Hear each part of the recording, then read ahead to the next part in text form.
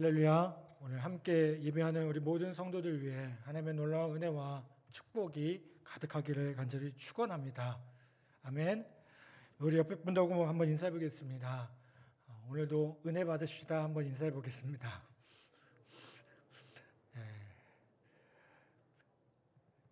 여러분, 오늘 이 시간 가운데 하나님 주신 말씀과 은혜로 충만한 귀한 은혜가 있기를 간절히 축원합니다.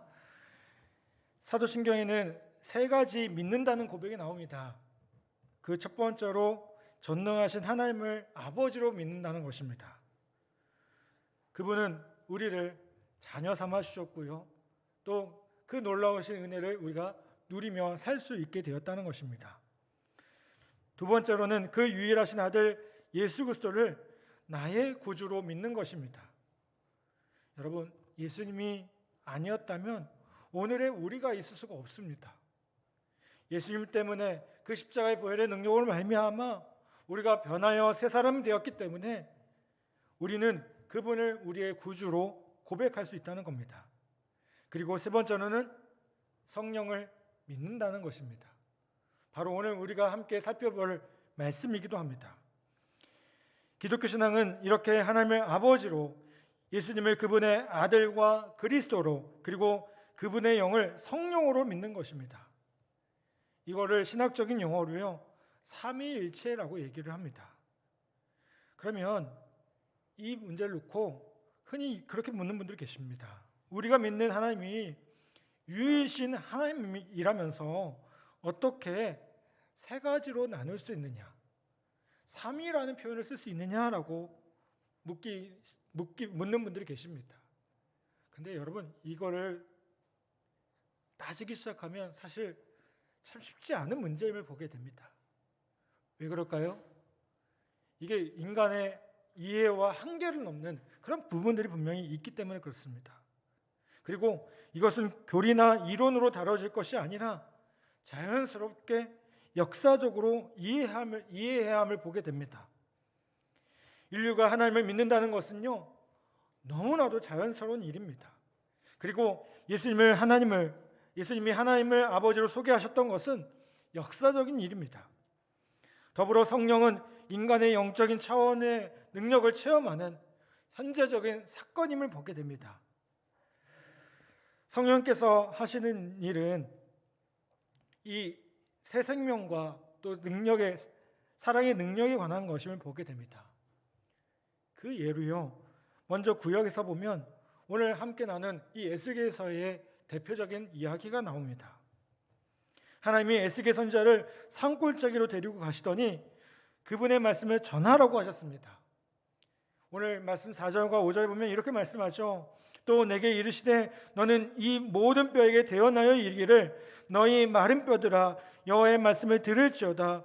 주 여호와께서 이 뼈들에게 이같이 말씀하시기를 내가 생기를 너에게 들어가게 하리니 너희가 살아나리라. 아멘. 여러분, 이 말씀은 하나님이 골짜기에 지비한 마른 뼈들에게 성령을 부어 살아나게 하실 놀라운 일이 일어날 것을 말씀하는 내용입니다. 그런데 흥미로운 것은 무엇이겠습니까?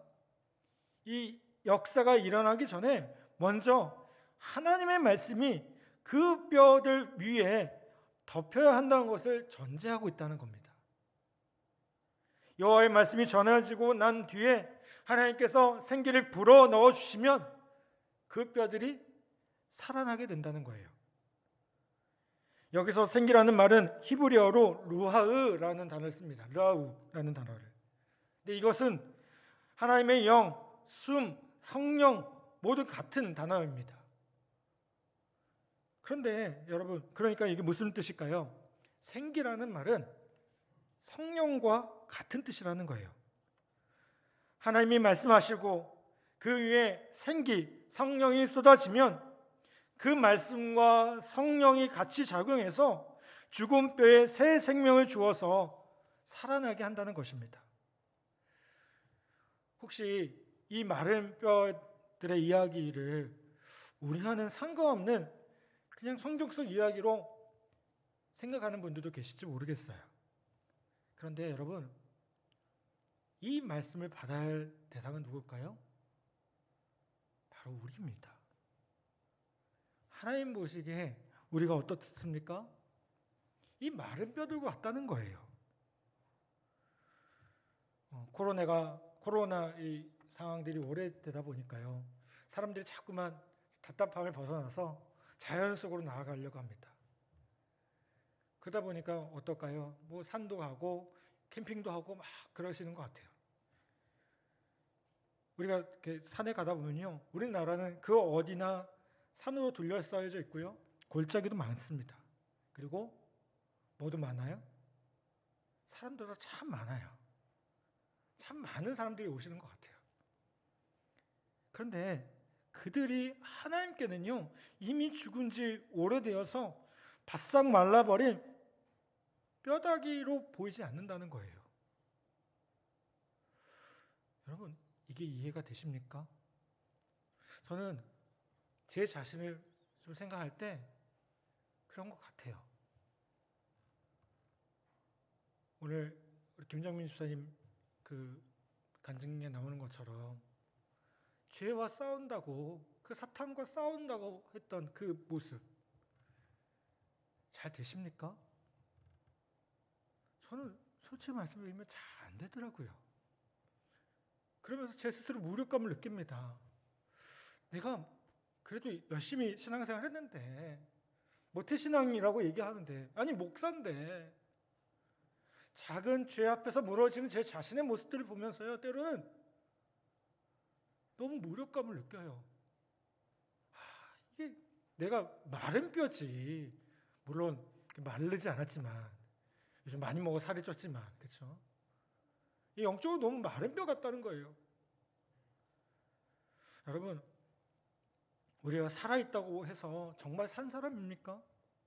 물질적, 육체적, 정신적으로 살아있다고 할지 모르겠지만 영적으로 죽었기 때문에요, 하나님 관점에서 보면 우리는 죽은 존재들이에요. 여러분, 신앙인은요, 모든 것을 하나님의 눈으로 볼 수 있어야 됩니다. 아멘? 하나님의 관점에서 본다면 우리가 어떤 존재인지를 한번 스스로 살펴봐야 된다는 거예요.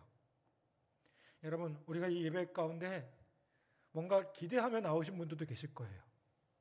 이 예배를 통해서 하나님께서 내게 뭔가 특별한 것을 주시겠구나, 내가 기도하는 그 모든 것들이 뭔가 응답되겠구나 기대하신 분들도 있을 거예요. 그런데 우리가 이 예배를 통해서 정말 중요한 것 중에 한 가지 뭐냐면요, 내 생각이 하나님의 관점으로 바뀌어지고요, 내 생각이 주님의 관점으로 맞춰져야 된다는 거예요.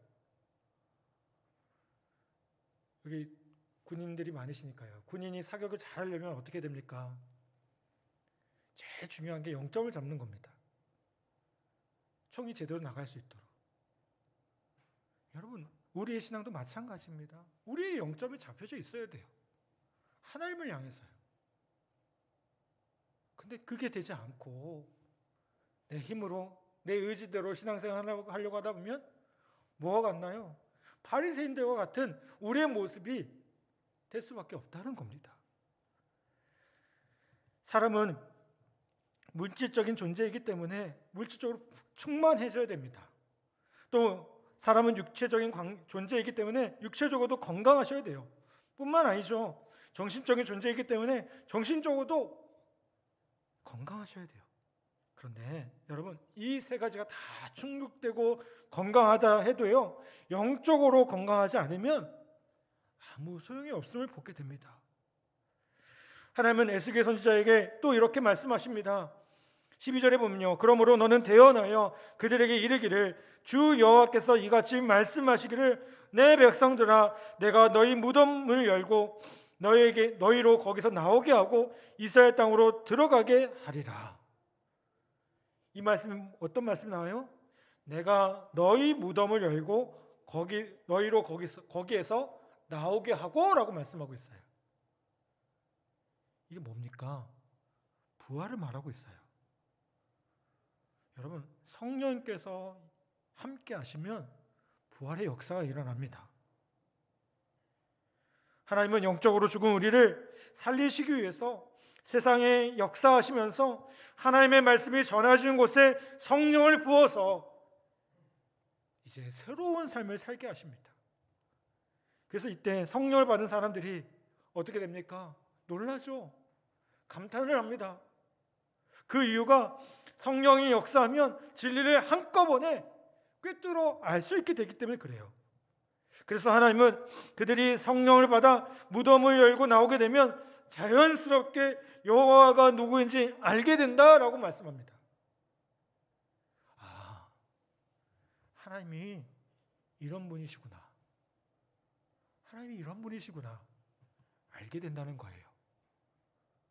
여러분, 오늘 우리 예배 때 이 예배 가운데 하나님께서 우리에게 성령을 함께 하여 주셔서 또 그 말씀으로 깨우쳐 주시고 가르쳐 주셔서 우리의 심령이, 우리의 눈이 열려지고 깨달아지는 놀라운 은혜가 있기를 간절히 바랍니다. 누구든지 성령을 받으면요, 새로운 피조물이 되어서 새 사람으로 살 수 있습니다. 지금까지는 겉모양만 살았을 뿐 죽은 것이나 마찬가지였지만 이제 성령을 체험하고 나면 그 능력으로 부활을 체험하고요, 제2, 제3의 인생을 살아갈 수가 있다는 겁니다. 신약에도 성령에 관한 이야기가 나옵니다. 아주 많이 나오죠. 그 가운데 대표적인 것이 요한복음에 나오는 니고데모에 관한 이야기입니다. 어느 날 밤 율법학자이며 사내디인 의원인 니고데모라는 사람이 예수님을 찾아오게 됩니다. 그는 머리로는 예수님을 잘 알고 있었기 때문에 이렇게 말합니다. 2절에 보면요, 랍비여, 우리가 당신은 하나님께로부터 오신 선생인 줄 아나이다. 근데 이 말에 대해서 예수님은요, 조금 엉뚱한 대답을 하셔요. 3절에 보니까요, 진실로 진실로 내게 이르노니 사람이 거듭나지 아니하면 하나님 나라를 볼 수 없느니라. 이른바 유대인의 최고 지도자 니고데모에게 이 말씀은 충격으로 다가옵니다. 당시 최고의 지성이었던 그가 그 말의 뜻을 제대로 알아들을 수 없었기 때문에 그래요. 예수님이 이렇게 말씀하신 의도가 무엇이었겠습니까? 그가 지적으로 정신적으로 누구보다도 따라올 수 없는 지식인이었지만 영적으로 거듭나지 않은 한 참 진리를 깨달을 수 없다는 거예요. 그리고 그가 유대인에게는 지도자 노릇을 하며 자부심을 갖고 살지는 모르겠지만 예수님 눈에는요, 그가 다시 태어나야 할 안타까운 존재로 보였다는 것입니다. 니고데모가 영적으로 죽어버린 안타까운 존재라는 것은요, 다음 구절에서 확인할 수가 있습니다. 그는 예수님이 거듭나야 한다는 말씀에 이렇게 묻습니다. 4절에 보니까요, 사람이 늙으면 어떻게 날 수 있사옵나이까? 두 번째 모태에 들어갔다가 날 수 있사옵나이까? 라고 묻습니다.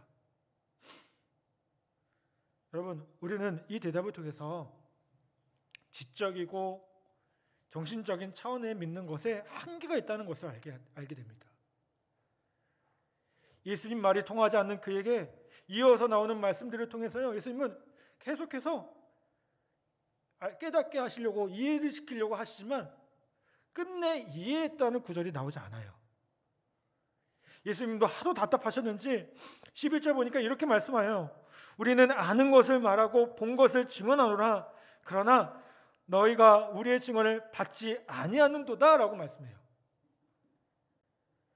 예수님은 이론이나 관념이 아니라 체험으로 말씀하시는 건데 니고데모에게는요, 도무지 그것을 믿으려고 하는 의지가 없다는 거예요. 머리로만 이해하려고 할 뿐 마음이 열려지지 않으니까 받아들이지 못한다는 겁니다.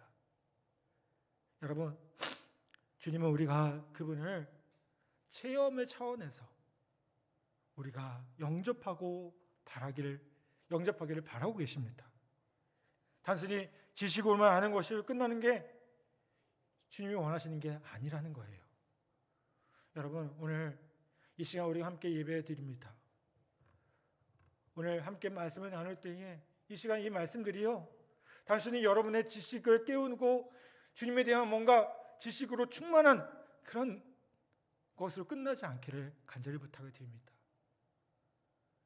요한계시록 3장에 보면 뭐가 나와요? 주님 문 밖에 서서 두드리친다고 얘기해요. 근데 주님과 그 관계 속에서 풍성한 삶을 누리려면 어떻게 됩니까? 주님께서 두드리고 계시는데 그걸 열어야 됩니다. 내가 열어야 돼요. 연다는 게 뭐예요? 내 한계를 넘어서, 내 지식을 넘어서 내 마음의 문을 열고요, 그것을 온전히 받아들이는 걸 말합니다. 여러분, 오늘 이 시간 가운데 말씀이 여러분에게 두드려질 때 여러분의 마음을 열고 주님과 함께 동거하며 주님과 풍성한 삶을 누릴 수 있는 우리 모두 되기를 간절히 바랍니다. 그렇다면 이렇게 말귀를 알아듣지 못한 니고데모, 결국 거듭나지 못했습니까?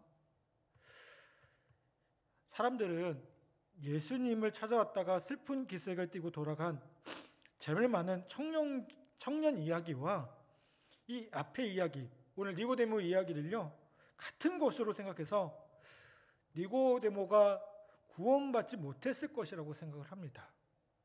그런데 니고데모에 대한 평가는 성경에 보면 이어서 나오는 두 가지의 내용을 종합해서 관찰해 보면 결과가 달라지는 걸 보게 돼요. 먼저 요한복음 7장에 보면 니고데모가 예수님을 체포하지 못했다고 지적하는 대제사장들과 바리새인들에게요, 우리 율법은 사람의 말을 듣고 그 행한 것을 알기 전에 심판하느냐라고 하면서 주님을 변호하는 장면이 나옵니다. 여러분, 이 니고데모 같은 사람이 당시에 예수님을 옹호하는 건요, 쉬운 일이 아니었습니다. 왜요? 니고데모가 어떤 사람이었다고요? 율법학자였어요. 그리고 사내린 의회의 의원이었어요. 쉬운 결정이 아니었습니다. 그런데 예수님을 편들어주고 있는 거예요. 우리가 어려운 처지에 있을 때 여러분, 정말 내 편이 되어주는 사람이 진정한 친구 아니겠습니까? 그렇죠? 아멘? 여러분, 이 니고데모는 어떤 사람이에요? 정말 주님의 친구와 같은 존재가 되었다는 거예요. 또한 요한복음 19장에 보면 예수님이 십자가에 달려 돌아가시고 난 뒤에 시신을 인수받아서 장례 지낼 때요, 이 니고데모가 어떻게 합니까? 몰약과 치명 섞은 것을 100근이나 가져다가 주님께 바치게 됩니다. 이건 역시 목숨을 건 행동이었어요. 여러분 생각해 보십시오. 예수님을 가장 가까이 따르던 제자들, 예수님 돌아가실 때 어떻게 했습니까? 다 도망갔어요. 예수님을 부인하고요, 다 도망갔어요. 심지어 베드로는 뭐라고 합니까? 나는 물고기 잡으러 가겠다. 물고기나 그냥 잡으러. 예수님 모른다. 물고기나 잡으러 가겠다고 도망가 버려요. 그런데 니고데모는 여러 여인들과 이 일을 묵묵히 감당하는 것을 보게 됩니다.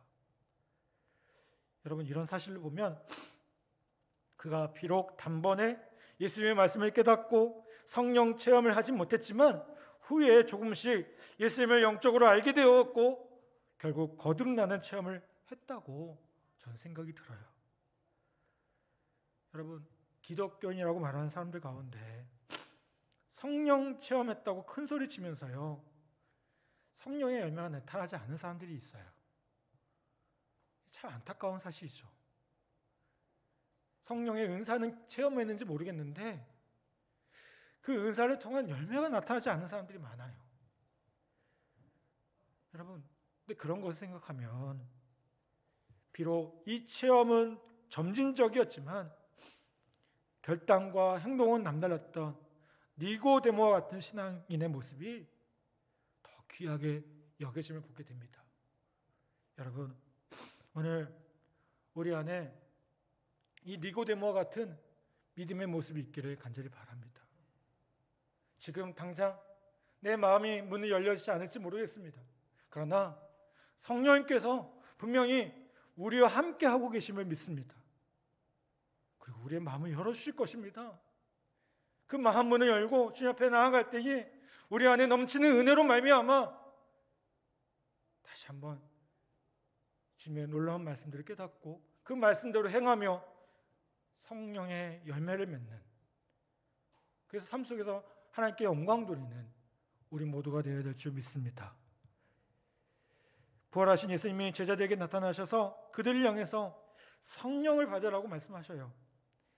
부활의 영, 그리스도의 영을 받으라는 겁니다. 성령은 다른 게 아니고요, 바로 부활하신 그리스도가 우리와 함께 하시는 거예요. 성령 체험은 하나님 체험입니다. 왜요? 그 하나님이 나와 함께 하심이 느껴지고 경험되어지기 때문에 그래요. 또 하나님은 사랑이시라고 했습니다. 그분의 사랑을 체험하는 것이 곧 성령 체험입니다. 또한 성령 체험은 하나님의 말씀의 체험이며 말씀이 육신이 된 예수 그리스도와 만나는 체험임을 보게 돼요. 그래서 성령을 체험하고 나면 때때로 작은 문제들이 있어도 그것을 이겨낼 수 있어요. 그리고 새로운 능력으로 살아갈 수 있게 됨을 바라보게 됩니다.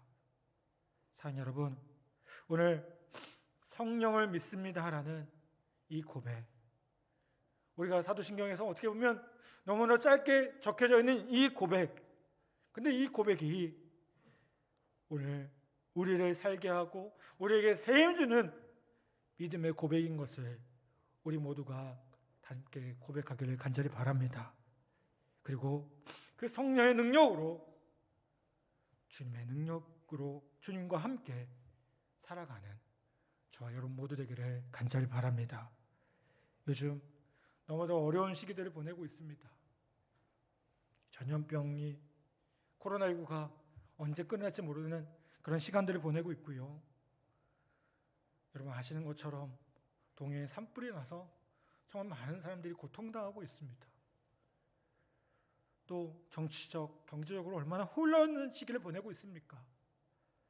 여러분, 우리가 이런 어려움 가운데 그냥 포기하고 낙마하는 것이 아니라 다시 한번 말씀과 성령의 능력으로 마른 뼈가 살아나는 것 같은 그 놀라운 역사를 경험하며 마른 뼈 같은 우리의 삶 가운데 성령의 놀라운 역사로 우리의 삶이 다시 한번 회복되어지는 귀한 은혜가 있기를 간절히 바랍니다. 아멘. 다시 한번 그 성령의 은혜가 우리의 믿음의 고백을 통해 더 충만히 나타나기를 간절히 축복합니다.